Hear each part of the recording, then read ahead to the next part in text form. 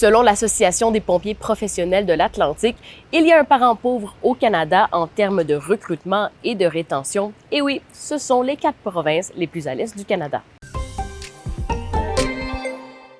L'Association des pompiers professionnels de l'Atlantique lance une campagne qui s'appelle « 4 pompiers pour un camion ». Tout ça, c'est pour sensibiliser les municipalités aux normes internationales qui sont d'avoir 4 pompiers pour un camion. En effet, l'association dit que lorsqu'il y a moins de 4 pompiers professionnels par camion, ils doivent appeler des pompiers volontaires en renfort, ce qui allonge le temps d'intervention.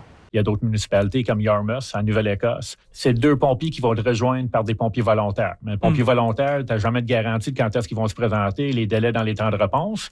Donc, une municipalité aime reporter les temps de réponse. Donc, les pompiers arrivent en moyenne en 5 minutes. Mais si j'arrive en 5 minutes, puis je dois attendre 15 minutes pour qu'il y ait d'autres mondes qui arrivent, on n'est pas nécessairement efficace.